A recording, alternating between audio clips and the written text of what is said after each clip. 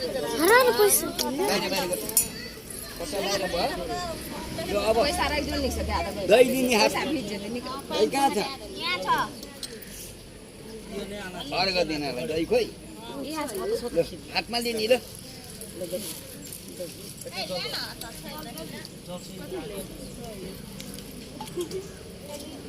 यो सबैले हातमा ल्याऊ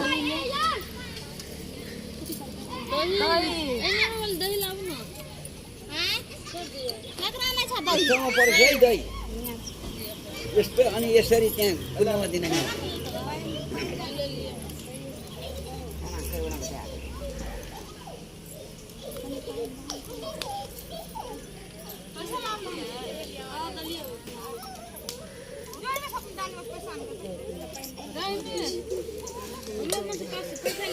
भयो सबको भयो सूर्य भगवानतिर देखाउ यसरी बामा हात तलपट्टि तल राख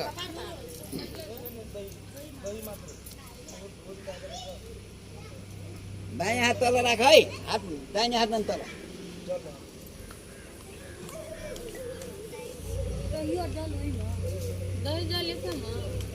ओम यही सूर्य परशुराम जो तेजो राशि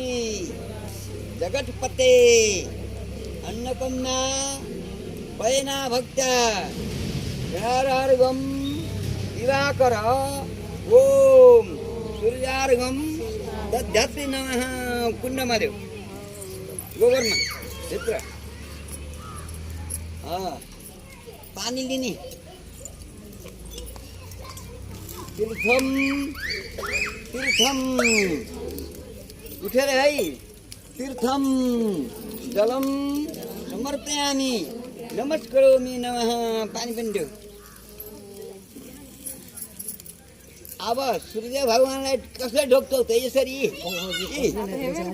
हेर यहाँ यसरी ढोक घामतिर हेर्ने यसरी ट्याक्क घाम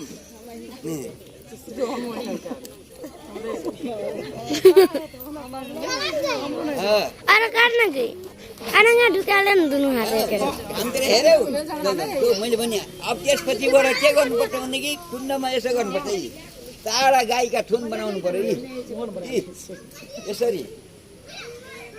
यस्तो चारवटा बनाउनु पर्यो 8वटा अमलाको 4वटा हुनु पर्यो जोडी जोडी पारेर अनि कुण्डमा त्यो अर्घ दिएको कुण्डमा ठाउने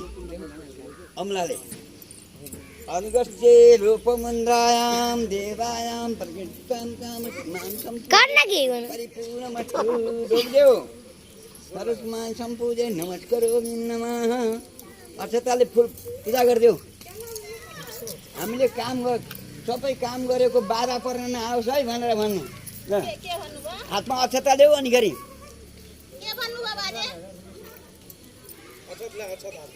सर्वबाधा सबले भने सर्वबाधा विनिर्मुक्तो धनधान्य प्रसन्नव मनुष्यमति प्रसादेन भविष्यन्ति न संशय हामीलाई भविष्यसम्म हामी बाँचुन्जेलसम्म हाम्रो सौभाग्य कहीँ पनि नजाओस् है सूर्य भगवान भनेर पूजा गर्यो कुण्डमा पूजा गरिदिनु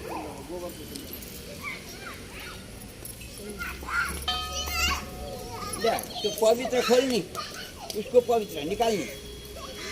हातको अमलामा लगाएको जल लिने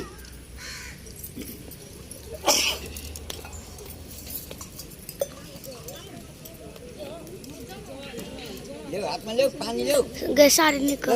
कायेन वाचा मनोसिन्द्रियर्वा बुद्ध्यात्मना वा प्रकृति स्वभावति करोमि यद्यपि सकलं परस्मै नारायणायति समरं प्रेतते गौदिनी बस फलफुल पनि चढाइदिनु त्यहाँ सूर्य भगवानलाई जे सकिन्छ त्यो दिने अर्घ दिएको ठाउँमा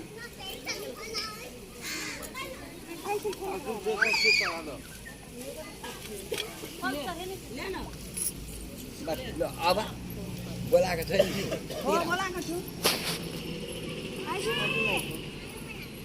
अब बोला